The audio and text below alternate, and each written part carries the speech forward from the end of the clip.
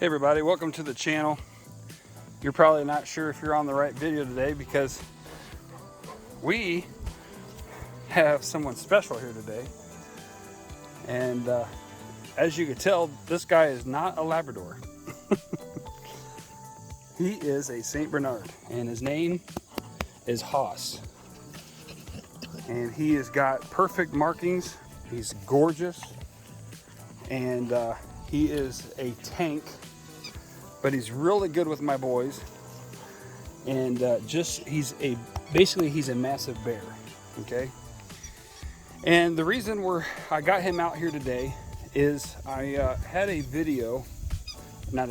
had someone call me, or actually text me late last night, and asked me the question, how do I get my dog to listen to me? How do I get my dog to listen to me? So we're gonna get Haas out here and we're gonna do a video with Haas about this subject. How do I get my dog to listen to me, okay? So we are gonna start at the basis, okay? We're dealing with Haas, and the reason we're dealing with Haas is because he's an older puppy. I got him as an older puppy, and this dog has very little training. Did he get you? Okay. He's got very little training. He is he being a male. Males are typically more headstrong. They don't want to listen near as much. And if you get a dog with no training, this dog is going to make up the rules, okay? And I've noticed already that he's starting to lift his paw. Like if you get close to him and everything, and like with Luke here, he'll lift his paw and he'll try to, it looks like what he wants to do is what's called a temporary mount. And when dogs start doing, when they're puppies like this, they start doing temporary mounts. What they're trying to do is take dominancy in the situation. Meaning, what I'm telling you is this guy's gonna be a dominant guy, okay? He's gonna be very dominant, okay? So, how do I get my dog to listen to me, okay? Now, I assure you, as you can tell already, this dog has had no training. None, okay? But he loves my boys, and we love having him around, okay? But he needs to learn to listen to us. He needs to learn to he needs to be trained. He's got to be trained, and this guy is not trained, okay? He's a Saint Bernard. They're very lazy, but they're extremely powerful. So this guy being untrained can be dangerous, okay, around the wrong person or another dog, okay? Now, he wouldn't hurt nobody on purpose. If he had to defend himself, I think that's when it could get ugly. But we're not going to put him in a situation like that. But if somebody would come around here and he was here and someone tried to hurt one of my boys, I think that we could have a bad situation on our hands. I think he would be very protective of the boys. He's weighing by around 95 pounds already, and he's only 7 months old. And he will probably be full grown. He'll probably be up in the 180 pound mark, okay? He's got very big genetics. He's just a very big dog, okay? All right, so how do we teach him to train him to listen to us? They have to have a reason to, okay? There's a little a psychological aspect to this, okay? They got to have a reason to listen to us. Number one, the most important, you are their leader, okay?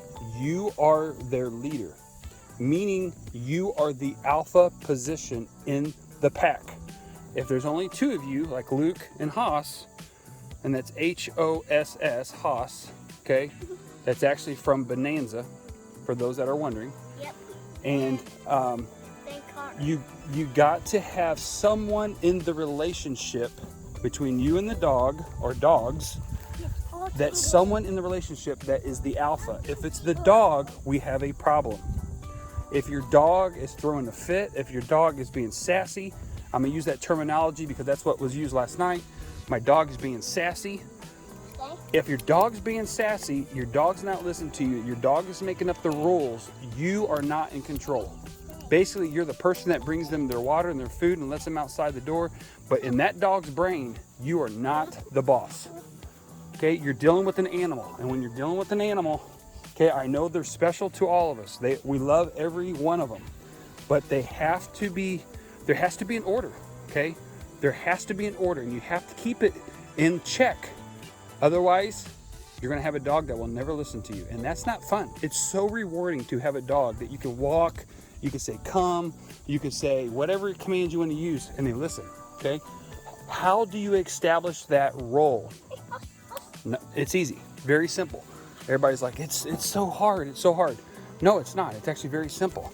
But we got to take the time, and we have to understand the hows and the whys, okay? The first thing is to keep this dog around me and not allow him freedom, okay? Number one mistake that people do is they give their dogs too freedom. As you can see, I got a big dog on my hands here. If he takes off and runs after something, I have no way of pulling him back to me, okay? He doesn't know what an e-collar is. Okay, he will fear the e-collar, and it would be wrong of me to put an e-collar on this dog, okay? I'm not going to use an underground fencing because, again, he doesn't know. It takes time to train him. So what do? I've got a long orange rope here. It's called a check cord, and I keep him on him, okay? So when we're out here, he's by me the entire time within 25 feet of me. I never want him outside of 25 feet of me.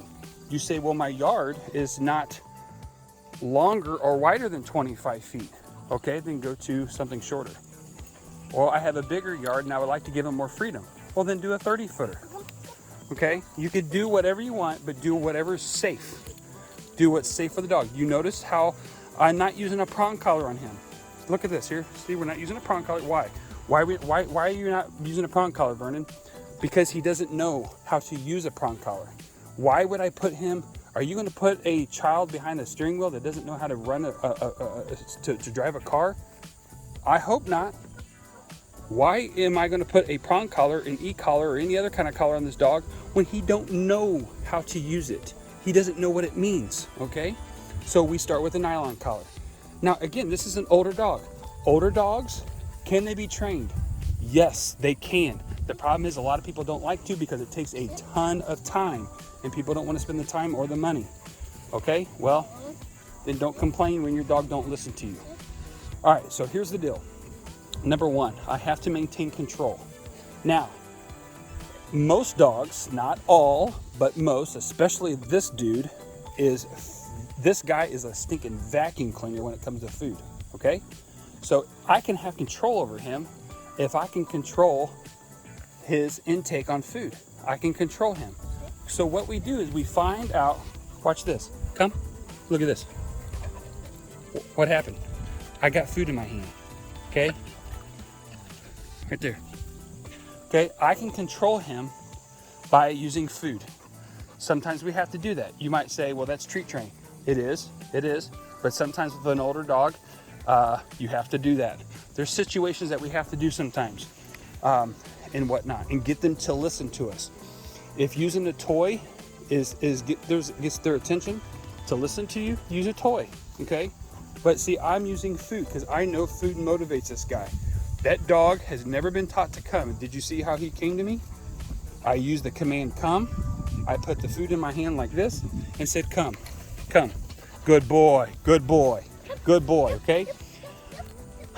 And we touched this on a previous video that animals respond to us by a touch or praise. Okay, they want to be praised. They want to be rewarded. And we can say that through a vocal, saying good boy, or we can touch them on the top of their head or so forth. And that is that touch that they're requiring, that they're driving for, that we can have that control. See how you stopped him? See that? Now bring him back over here. See, he just stepped on it and stopped him. Does it hurt the dog? No. I mean, he can get tangled up or whatever, but it doesn't hurt the dog, okay? It shows them that there's a boundary, okay? So, number one, we establish boundaries. We have a check cord here. We take control of the situation. Looky, his leg's tangled up. Untangle his back leg. His back leg's tangled up in the rope. Okay, so we establish that there is a control. We establish that there is or whatever. Let me put it like this. Who is in control of a conversation? The one that answers the questions or the one that asks the questions? Okay, The answer to that question is this. It's the one that asks the question, okay? So the person that's asking the question is the person in control of the conversation. When I'm asking this dog to do something for me, I'm in control. I tell him where he can go, how far he can go, when he eats, how much he exercises. I become his everything. Now, we have to establish some things here, some ground rules. We have to create a relationship. Okay, it's like in a bank account. I cannot expect to take out from the bank account unless I've made some deposits, okay? So here's your deposit right here, okay? This is why this dog loves my boys, and he loves me, because we spend time with him. We do this right here, okay? This is your deposits. You're creating a relationship, and you're putting deposits in him. So what happens is this dog learns that you're not going to ask him to do something that will hurt him, because he knows that you love him. Relationship, okay? You can take this in even in a human relationship, husband and wife, girlfriend and boyfriend. You will not get out of that relationship what you want unless you deposit into the relationship first, okay? So you get to know the person and you put deposits into the person. Then as you go down the road, you can take withdrawals from the person, okay? It's how it works. I've never seen it work any other way. If I want my wife to do something for me, I put deposits in her beforehand, meaning, I do something for her perhaps time before, or I might say, hey, you know what, I need you to do something for me. Would you do this for me? And blah, blah, blah. She does it for me. I make sure I show her that I appreciate what she did for me. Okay, it's how relationships work. Okay, if I keep asking my wife to do something for me over and over and over and over, and I never do anything for her, she's gonna be like, hey, bud, what's the deal? I'm always working for you and doing something for you and doing favors for you. Yes, I love you, but what's in it for me? Okay, same thing with the dogs. They're gonna keep doing it over and over and over. But if you just keep like going out here and you try to manhandle this dog and say, listen, you're gonna listen to me and you're gonna do what I say, and you're not gonna put anything back into them, you're gonna have a dog that obeys out of fear. Okay, a dog that obeys out of fear is a dog that acts out of fear. Okay, and if you've ever watched and studied wild dogs that tend to be that way, tend to be dominant, they tend to be independent, and those are the animals that one of these days, as time goes on, they challenge. They will go back and challenge the alpha, and then you have issues. Okay, you have big issues. Okay, it's like the lion in the pride, and he's going around, and the next you know, you have this young lion, and he says, I am now the Mufasa. And so he challenges the alpha lion, okay? And then now you have a fight on your hands to death. Okay, now we're not talking about fights to death here, but I'm trying to make a significant example so we can all understand, and hopefully enough examples so we can all understand what I'm trying to say. Establishing the role, keeping them in check. That's why they call this a check cord. They establish their whereabouts, okay? And we establish that there's not enough, that we're not giving him too much freedom, and that I am his everything. Establishing a relationship with him, okay? And getting him used to eating out of your hand with food, okay? Get him used to this. Hey, Haas, hey, come here, buddy. Hey, there you go. Get him used to eat out of your hand. His mouth is so big, I can about stick my whole fist in his mouth. Hey, there you go. There you go. See, he's licking my hand. Boom, gone. Okay? If you use food, understand something, okay? I feel like I always have to over-explain myself on something so people don't misunderstand what I'm trying to say here. You cannot expect to feed him 2 cups in the morning and feed him his meal and then use his food for training, okay? You're gonna have a dog that's severely is obese, okay? Or overweight. So understand that. If you're gonna train, and this is kind of what I do, this is what other trainers do that train or that use food for the reward, is if he eats 2 cups in the morning, you only give him a cup, you use his other cup for training. Once the second cup is burnt up on the training part, you're done with training for that time until you want to do something else, and there's other ways of doing that, okay? So you could do, or if you want to really go far, if you if you can keep his attention long enough, you could do 2. Now, this guy here, he's so lazy, like he doesn't go very much. You're not gonna be able to train him for 2 cups of food the entire time. Now see, my son just ran off. There he goes, okay? Now Haas went after him. I can't have Haas running all over the place, okay? So look, I have a way to pull him in. Haas, come. Now here's the thing. If I didn't have this check cord on him and I said, Haas, come, guess what? I have no way of backing myself up, okay? So when we give a dog a command, we have to be able to back it up. So like yesterday, if you watched the video with Luke and Luke, okay, Luke said a command of sit, okay? And I made sure that Luke, after he told Luke to sit, you have to back it up. So if you tell that dog to sit, you better make him sit. Because if you don't, he's gonna run you over. Same thing here. If I tell Haas to come to me and he doesn't come, and I have no way of backing that command up, guess what? He's learning to disobey, not obey. Back to what we said originally. We have to give them a reason to obey, okay? And that reason is that he's gonna get his reward when he comes to me. So what I could do, just a second, Luke, I'm gonna show something real quick. So when I say come, I have this check cord. Now this is gonna be a little challenging because I've only got one hand because I'm doing the camera with my other. I wasn't born with three arms.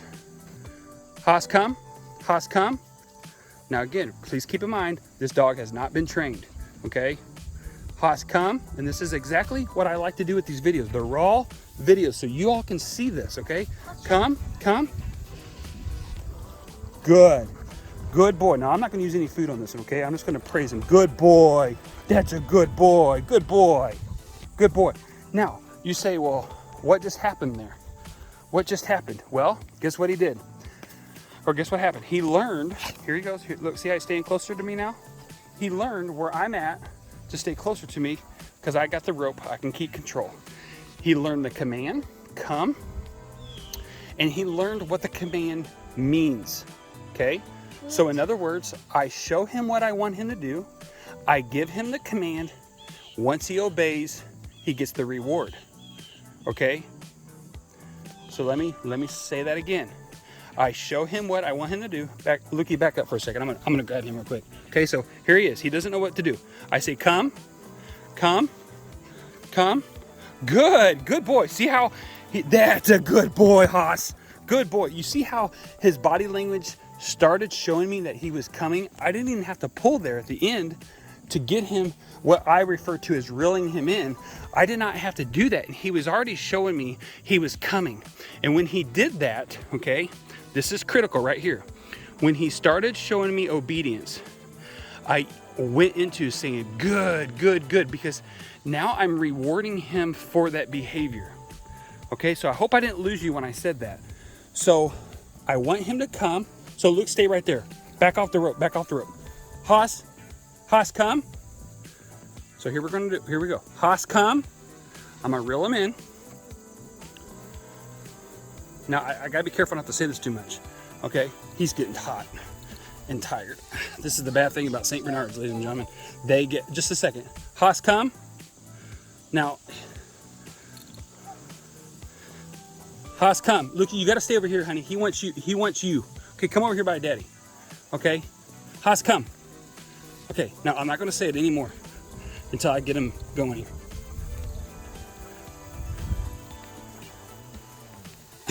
He definitely likes you, Luke. That is a fact. Haas, come. You got to pick up your leg, big guy. Come here. Come on. Come with me. Yeah, I know he's getting tired. We're going to have to wrap this video up quick. This is the bad thing about St. Bernards. They're lazy. Come on, big guy. Come. Hey, good boy. That's a good boy. Okay, so we're going to have to wrap. I'm going to have to do this in parts. There's no way I'm going to do a whole video on everything I need to cover on this. He just ain't gonna make it.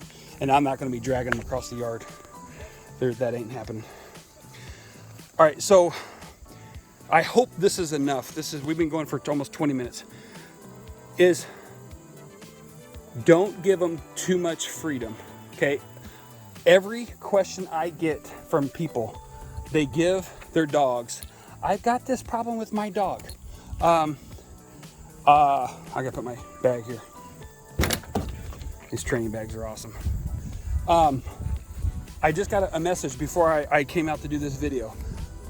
My dog is doing great, but he's in the backyard and he's eating acorns. What do I do? When he goes outside to play, he goes outside and I've got these big oaks in the backyard and they drop acorns.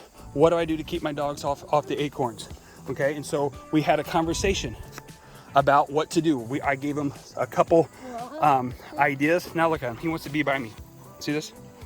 So I gave him a couple, 2 to 3 different ideas, and the response back was to me was just brilliant, and it was fabulous, and it was exactly what I was trying to get the family to think about. And the response was this: I think I will use, or my thought is to use a leash so I can have more control over my puppy. Bingo, dead on. And I was really tickled that they were able to.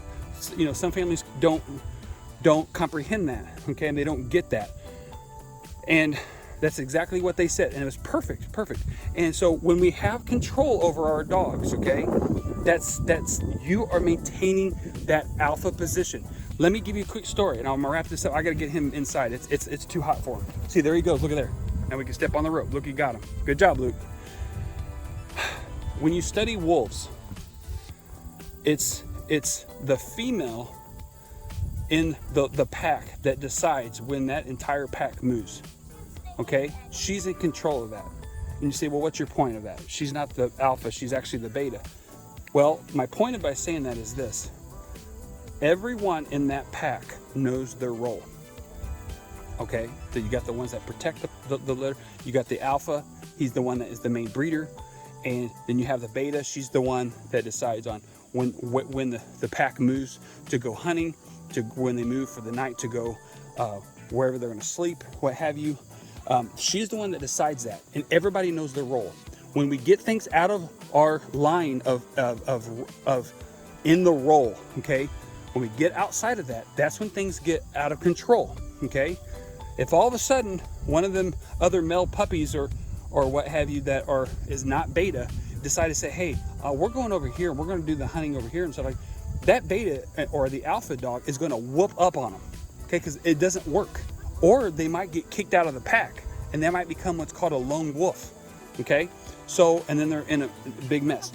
We have to maintain what our role is, and as a human, okay, the relationship between an animal and a human, the human is always in control. If it's the other way around, it doesn't work. If you watch these National Geographic videos about how the guy goes into this pride of lions, do you think he's going to sit there and let that lion get away with gnawing on his arm?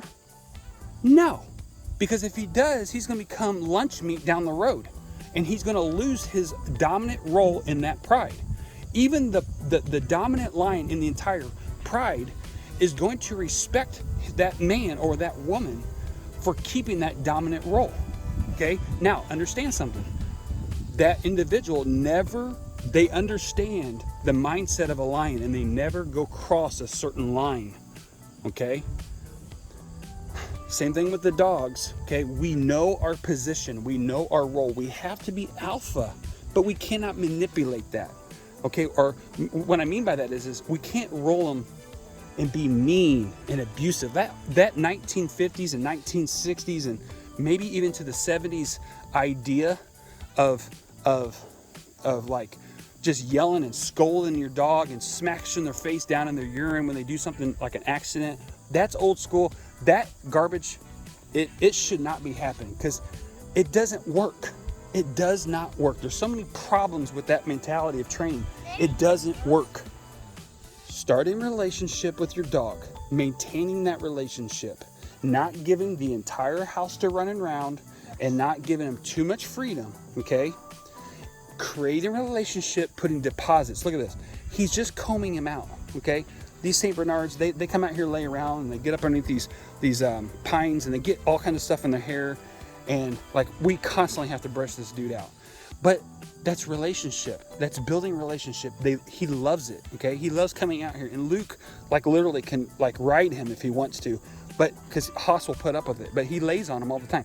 He loves that. The relationship. If you got a German Shepherd, a German Shorthair, a Bulldog, a Pit Bull, a Terrier of some sort, a Corgi, a Poodle, Maltipoo, Bernese Mountain Dog, a Fishon,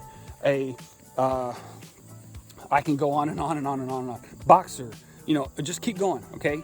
You have to restart. It doesn't matter the size, okay, of the dog. You have to restart a relationship with the dog. Everybody says, I just had a conversation the other day. This was actually last Saturday. And they said, you know, we're thinking about getting a Pit Bull for our family. And like, do you recommend that? I said, there's nothing wrong with Pit Bulls. Actually, Pit Bulls are awesome. I had when I was a child. They're awesome dogs, okay? You say, well, there's so many horror stories about Pit Bulls. But look at the people that had the Pit Bulls. And that would explain the story behind the dog. Because Pit Bulls is one of the most like highly influenced, they're rated as one of the highest influenced, easiest to influence dogs ever. Okay? So if you have some dude that owns this dog and he's an absolute jerk, then understand why the dog is a jerk. Okay? I'm just being nice about it. Very nice about it, okay? Pit Bulls are awesome, loyal dogs. Extremely loyal dogs. And they're awesome. Okay? But listen, they've got, you're cute, buddy. They've got one of the highest PSI bites in a domesticated dog. They are deadly. Okay? Understand why a Pit Bull was created in the first place. They're blood dogs. Okay? They're a terrier. They're a blood dog. They're a hunting blood dog. That's what they are. We understand that. Okay? So when you got a dog that their mind it can take in almost everything from their handler and their owner, almost not quite immediately, but very quickly, and then you train this dog to be to fight bears and to fight mountain lions, to be a hunting blood dog, okay? Then you put him in a home with a family. If that dog has been trained to be a fighting dog or just a very poorly trained dog, you can see how in a hostile environment, you can see how these dogs can become hostile, okay? And I'm gonna stop there because otherwise I'm gonna get myself in a situation and everybody's gonna run with it and take it out of context what I'm trying to get to. So we have to maintain control. As a human, we have to do our part, okay? We don't get a dog because there's a pandemic and we have nothing to do on our hands. And so someone says in the family, I want a dog, and we go get one. Bad idea. Bad idea, okay? Make sure y'all do your homework. Understand, I'm getting a St. Bernard, I'm getting a Pit Bull, I'm getting a German Shepherd, I'm getting a Border Collie, and I'm understanding the mentality of that dog, okay? You say, well, what's the negatives of this dog? How can he be a bad dog? Well, lack of training, number one. Well, what's the negatives of this dog? Well, he's large bone dogs. If we don't, watch his growth plates, he could probably end up with dysplasia if he grows too fast. The second part is he's so big, he doesn't know how big he is. He's super destructive, okay? You ever watch Beethoven? You'll see how destructive these dogs are, okay? They're huge animals, and they don't mean to, but hey, watch him so he doesn't go underneath there. He can be very destructive and not mean to. He loves everybody, but they're so slap happy, for the lack of a better term, that they can actually hurt someone. And what I mean by that is this, like, when we first got him, he came out and was running around, and my little Luke here was wanting to play with him and just bulldozed Luke right on over. Now, Luke's used to it, and it didn't hurt him. But if it would have been a child for the first time having a dog in their home and got bulldozed like that, we could have had a situation where the child would have been petrified of the dog forever. Okay, because it does happen. And we got to be realistic about that. So, that's why we got to train Haas to respect us. And he understands that we've started a relationship with him and we have all that established. And now we ask him, when we say come, we give him a reward, okay? Now, the rule of thumb on commands, and this is probably going to discourage you, okay? But it's the facts, and it's the truth. It's not a fact, it's the truth. What I'm about to say is not 100% factual because it depends on how you go about it, but it is the right way of going about it. And what I mean by that is this. It's a rule of thumb, that's why I'm not saying it's a fact. That every command that you say You have to say it 1,000 times. Now, this is why I say it's not a fact, but it is truth. You have to say it repetitively over and over and over and stay consistent with it. That's the truth. The fact is, it's not quite 1,000 times because every breed, okay, thank you, honey. Every breed learns quicker. Maybe some learn quicker, some learn a little slower, okay? So you might have to say it 1,500 times or 2,000 times before your dog understands what you do. Plus, if you're not quite being consistent, et cetera, et cetera, et cetera, you get what I'm saying. But for come, it's 1,000 times. Sit, 1,000. Stay, 1,000. And that's just, again, it's a rule of thumb, but it's true. You have to be repetitively over and over and over and over consistent, okay? I hope this is enough basis. This is more or less an informational video on this. I hope it didn't bore everybody. But being like Dad right here. Yep. Got his rope. Okay, go get Haas and bring him back to us, okay? Oh. Come, buddy. Come. Reel him in. Tell him come. So maintain control. Start a relationship. Hang on, he's going potty. Good boy. Good potty, Haas. Good boy. Good boy. But don't pee on the rope. Yeah, don't pee on the rope. That'd be bad. Come. I don't know, man. That's a good boy. Good boy, Haas. Good boy. Okay, can you take him back in the shed for me? Yeah. All right, let's see if you can do that. Make sure you take his collar off of him, okay? So you'll undo the collar and everything will unhook and put him back in with Phoebe.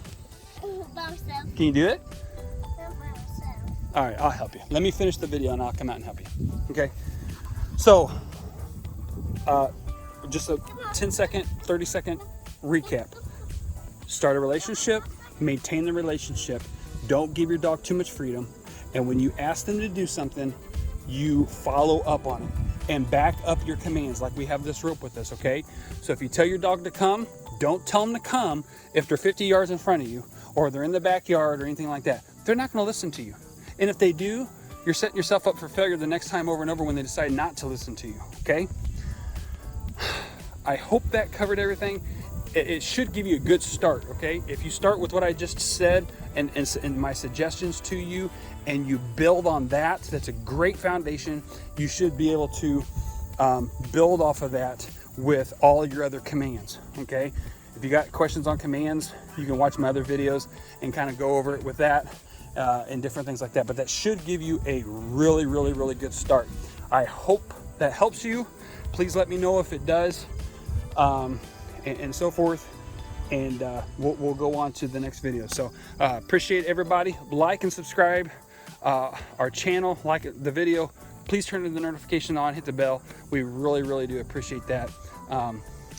Many people don't understand how much work that goes into making these videos. I'm out here in the country. I don't have very good reception. It takes like, we're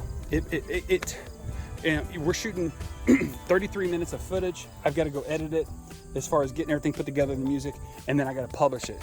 By the time I get it all that done, and it's actually where you guys can watch it, it's approximately 10, 11 hours just because of the reception, and I've got to keep other videos going and different things like that. So I say all that to say this. I really appreciate when everybody likes and subscribes and supports our channel. Huh? Okay, I really appreciate it. So anyway.